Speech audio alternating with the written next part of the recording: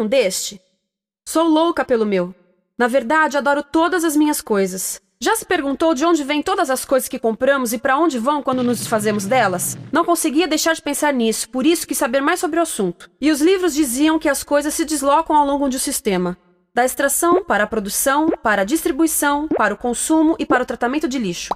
Isso tudo se chama a economia de materiais. Bem, estudei um pouco mais.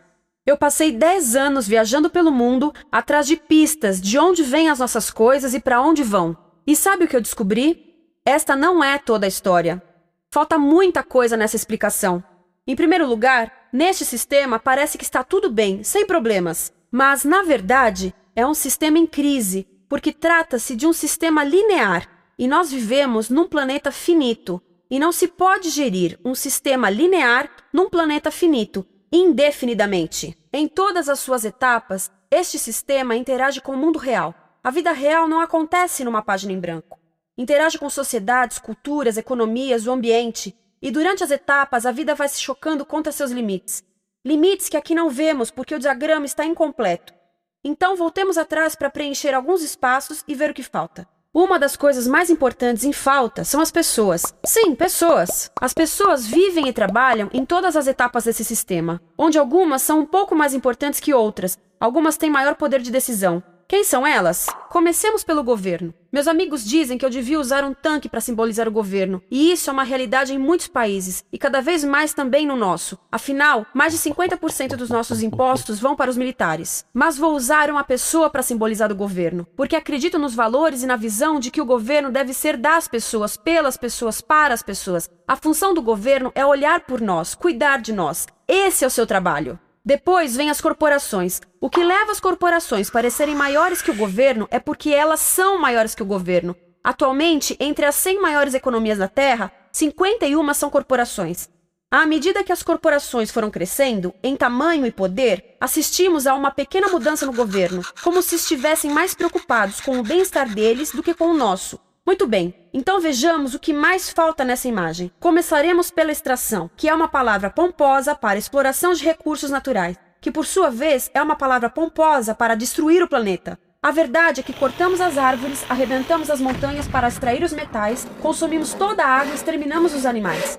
Aqui enfrentamos o nosso primeiro limite. Estamos ficando sem recursos naturais. Estamos utilizando demasiados materiais. Sei que isto pode ser difícil de ouvir, mas é a verdade. Por isso temos que lidar com isso. Durante apenas as 3 últimas décadas, foram consumidos 33% dos recursos naturais do planeta. Desapareceram. Cortamos, minamos, perfuramos e destruímos o planeta tão depressa que estamos debilitando a capacidade do planeta para sustentar o nosso modo de vida.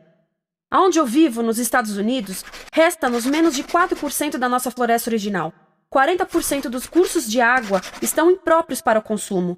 E o nosso problema não é apenas estarmos utilizando demasiados recursos, mas o fato de estarmos utilizando mais do que a nossa parte. Temos 5% da população mundial, mas usamos 30% dos recursos mundiais. Se todos consumissem ao ritmo dos Estados Unidos, precisaríamos de 3 a 5 planetas. E sabem uma coisa? Só temos um. Então, a resposta do meu país a essa limitação é simplesmente ir tomar dos outros. Este é o terceiro mundo, que alguém dirá tratar-se apenas de uma expressão para designar o local para onde foram as nossas matérias-primas. E o que é que acontece?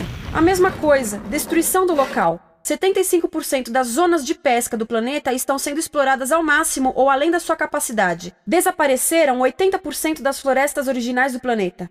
Só na Amazônia perdemos 2.000 árvores por minuto, o equivalente a um campo de futebol por minuto.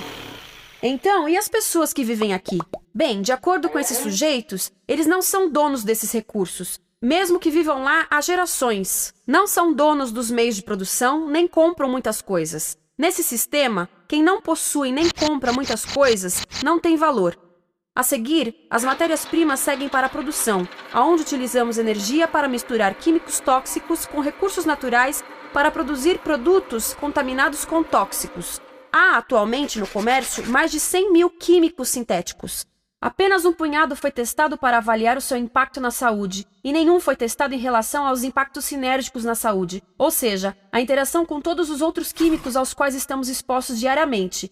Por isso, desconhecemos o impacto total deles na saúde e no ambiente. Mas sabemos uma coisa: os tóxicos entram e saem. Enquanto continuarmos a introduzi-los nos nossos sistemas de produção industrial, continuaremos a inserir esses tóxicos nos produtos que levamos para nossas casas, trabalho e escolas, e claro, para nossos corpos. Como os BFRs, ou retardantes de incêndio à base de brometo, que tornam as coisas mais resistentes ao fogo, mas são super tóxicos.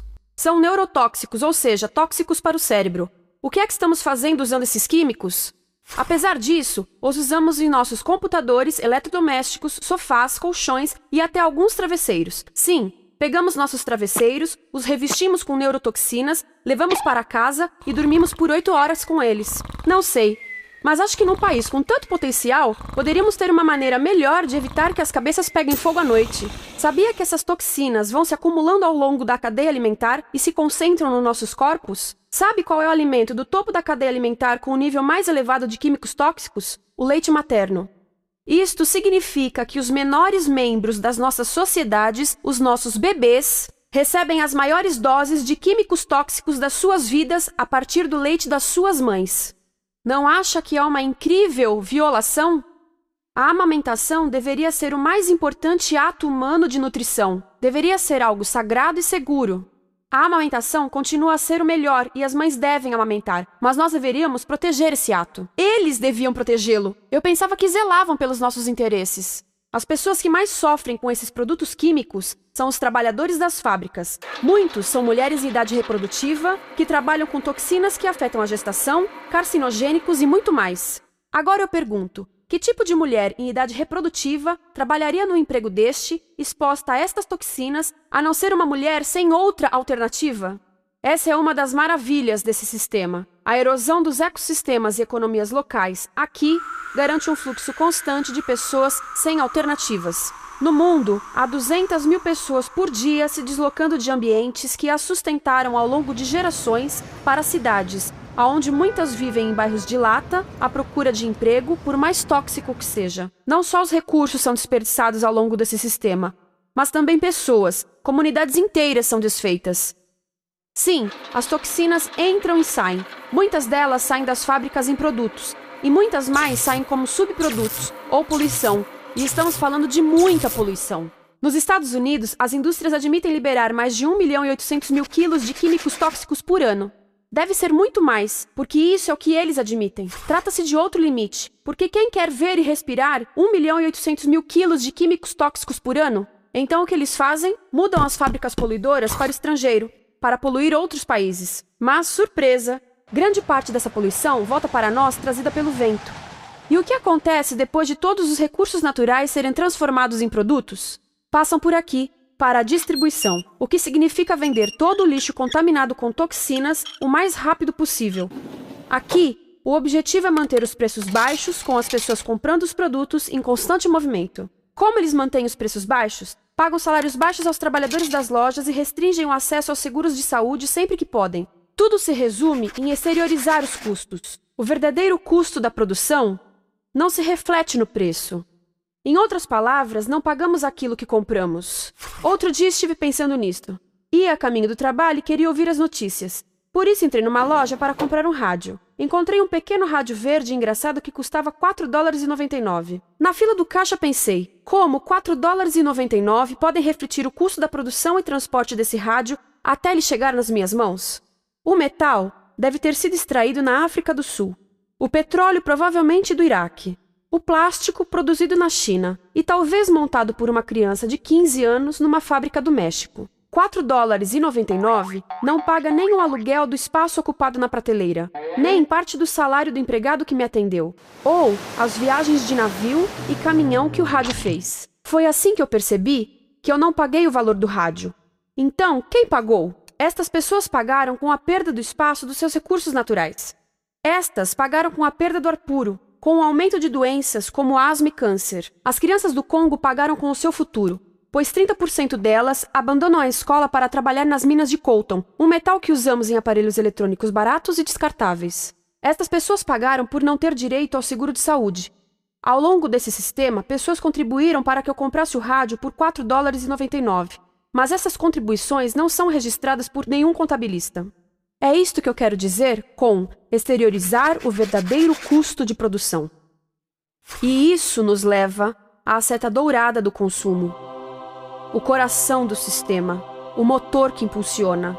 É tão importante proteger esta seta que se tornou prioridade daqueles dois sujeitos. É por isso que, após o 11 de setembro, quando nosso país estava em choque, o presidente Bush poderia ter sugerido fazer luto, rezar, ter esperança, mas não, ele disse para fazermos compras. Compras! Nos tornamos uma nação de consumidores. Nossa principal identidade passou a ser de consumidores. Não mães, professores, agricultores, mas consumidores. Nosso valor é medido e demonstrado pelo quanto contribuímos para esta seta. Quanto consumimos. Não é isso que fazemos? Compramos, compramos, compramos. Manter os produtos circulando. E como circulam? Sabe qual a porcentagem dos produtos que circulam através desse sistema que ainda são usados 6 meses depois da venda na América do Norte? 50%? 20%? Não, 1%. 1. Em outras palavras, 99% das coisas que nós cultivamos, processamos, transformamos, 99% das coisas que percorrem o sistema são lixo em menos de 6 meses. Como é que podemos gerir um planeta com esse nível de rendimento? Mas não foi sempre assim. Hoje, o consumidor médio americano consome o dobro que há 50 anos. Pergunte à sua avó. No tempo dela, a boa gestão, a engenhosidade e a poupança eram valorizados. Então, como é que isso aconteceu?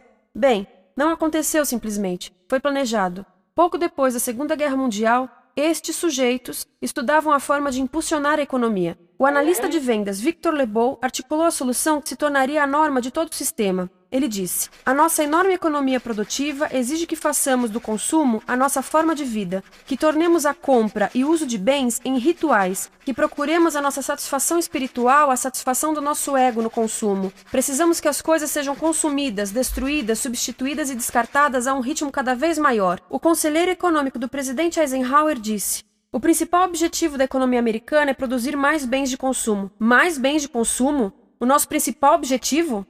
Não é providenciar cuidados médicos, ou educação, ou transportes seguros, ou sustentabilidade, ou justiça? Bens de consumo? Como é que eles nos fizeram adotar esse sistema de forma tão entusiástica? Bem, 2 das suas estratégias mais bem-sucedidas são a obsolescência planejada e a obsolescência perceptiva. A obsolescência planejada é uma outra forma de dizer criado para ir para o lixo. Eles fazem as coisas de modo que sejam inúteis tão rápido quanto possível para jogarmos fora e voltarmos a comprar. Isso é óbvio em sacolas ou copos de plástico, mas verifica-se isso em coisas maiores como esfregões, DVDs, máquinas fotográficas, churrasqueiras, quase tudo, até computadores. Já reparou que quando compra um computador, a tecnologia muda tão rápido que em poucos anos se torna quase um impedimento para a comunicação? Fiquei curiosa e abri um desses computadores para ver o que tinha dentro, e descobri que a peça que se muda a cada ano é apenas uma pecinha no canto. Mas não se pode mudar apenas essa peça, porque cada nova versão tem um formato diferente. Tem que jogar tudo fora e comprar um novo. Estive lendo sobre o design industrial da década de 50, quando a obsolescência planejada começou a aparecer. Esses designers eram muito claros sobre o assunto. Chegavam a debater quão rápido conseguiam que um aparelho avariasse, mas de modo que o consumidor mantivesse fé suficiente para ir comprar outro. Foi tão intencional, mas as coisas não avariam suficientemente rápido para manter essa seta funcionando. Por isso existe também a obsolescência perceptiva. A obsolescência perceptiva nos convence a jogar fora coisas que ainda são perfeitamente úteis. Como fazem isso? Mudam a aparência das coisas. Por isso, se comprou suas coisas há alguns anos, todos percebem que você não tem contribuído para essa seta. E como o nosso valor depende da nossa contribuição para essa seta, isso pode ser embaraçoso. Por exemplo, se eu tiver o mesmo monitor de computador gordo e branco na minha mesa por 5 anos e a minha colega tiver comprado um computador novo, ela vai ter um monitor plano brilhante que combina com o computador, com o celular e até com as canetas. Ela parece estar operando uma nave espacial e eu pareço que tenho uma máquina de lavar na mesa. A moda é outro bom exemplo. Já se perguntou por que os saltos dos sapatos das mulheres passam de largos para finos num ano e no próximo de finos para largos? Não é por haver um debate sobre qual deles é mais saudável. É porque usar saltos largos num ano de saltos finos mostra que você não contribuiu recentemente para a seta. Por isso não vale tanto quanto a pessoa com saltos finos ao seu lado, ou em um anúncio. É para comprarmos sapatos novos. A publicidade e a mídia em geral têm um papel importante nisto. Cada um de nós nos Estados Unidos é bombardeado com mais de 3.000 anúncios por dia. Vemos mais publicidade num ano do que as pessoas há 50 anos viam em toda a vida. Qual é o objetivo de um anúncio se não nos fazer infelizes com o que temos? Por isso, nos dizem 3.000 vezes por dia que o nosso cabelo está errado, nossa pele, nossa roupa, nossos móveis, nossos carros, nós estamos errados. Mas tudo se resolve se formos às compras. A mídia também ajuda a esconder tudo isto e isto. Por isso, a única parte da economia que vemos são as compras. A extração, produção e envio para o lixo acontecem fora do nosso campo de visão. Por isso, nos Estados Unidos, temos mais coisas do que tivemos antes, mas pesquisas mostram nossa felicidade declinando. Nossa felicidade teve seu pico na década de 50, a mesma época em que a febre consumista explodiu. Coincidência interessante. Acho que sei o porquê. Temos mais coisas, porém menos tempo para o que realmente nos faz felizes. Amigos, família, tempo livre. Estamos trabalhando mais do que nunca. Analistas dizem que não temos tão pouco tempo livre desde a sociedade feudal. E sabem quais são as duas atividades que mais fazemos no pouco tempo livre que temos? Ver televisão e fazer compras. Nós, americanos, passamos 3 a 4 vezes mais tempo comprando do que os europeus. Assim, nessa situação ridícula, vamos trabalhar talvez em 2 empregos, e quando chegamos em casa exaustos e sentamos no sofá novo para ver televisão, os anúncios dizem que não prestamos, então vamos às compras para nos sentirmos melhor. Depois trabalhamos mais para pagar o que compramos e chegamos em casa mais cansados, vemos mais televisão que nos diz para fazermos compras outra vez, e estamos nesse ciclo de trabalhar, ver, comprar, e podíamos simplesmente parar. Então, no final, o que acontece a todas essas coisas que compramos? Nesse ritmo de consumo, não cabe tudo em casa, apesar do tamanho médio das casas ter duplicado nesse país desde os anos 70. Vai tudo para o lixo, e isso nos leva ao tratamento do lixo. Essa é a parte da economia de materiais que conhecemos melhor, porque nós temos de levar o lixo até a esquina. Cada americano produz 2 quilos de lixo por dia, o dobro do que fazíamos há 30 anos. Todo esse lixo ou é despejado num aterro, que é um grande buraco no chão, ou ainda pior, primeiro é incinerado e depois despejado no aterro. As duas formas poluem o ar, o solo, a água, sem esquecer que alteram o clima. A incineração é realmente ruim. Lembra daqueles tóxicos da fase da produção? Bem, queimar o lixo libera esses tóxicos no ar. Pior ainda, produz supertóxicos novos, como a dioxina. A dioxina é a substância mais tóxica feita pelo homem, e os incineradores são a principal fonte de dioxina. Isso significa que podemos parar a principal fonte da mais tóxica substância conhecida e feita pelo homem, simplesmente parando de queimar o lixo. E podemos parar hoje. Algumas empresas não querem criar aterros e incineradores aqui. Por isso, também exportam os resíduos. Então, e a reciclagem? A reciclagem ajuda? Sim, a reciclagem ajuda. Ela reduz o lixo nessa extremidade e depois reduz a pressão para minerar e colher mais nessa extremidade. Sim, todos devemos reciclar, mas reciclar não é o suficiente. Reciclar nunca será suficiente, por 2 razões. Primeiro, o lixo que vem das nossas casas é apenas a ponta do iceberg. Para cada saco de lixo que deixamos na esquina, 70 sacos de lixo são criados anteriormente, só para fazer o lixo desse saco que deixamos na esquina. Assim, mesmo que pudéssemos reciclar 100% do lixo das nossas casas, não se chegaria ao coração do problema. Além disso, grande parte do lixo não pode ser reciclado, ou porque contém demasiados tóxicos, ou porque é criado de início para não ser reciclável, como aquelas caixas de suco, que têm as camadas de metal, papel e plástico, todas coladas. Não dá para separar essas camadas para reciclá-las.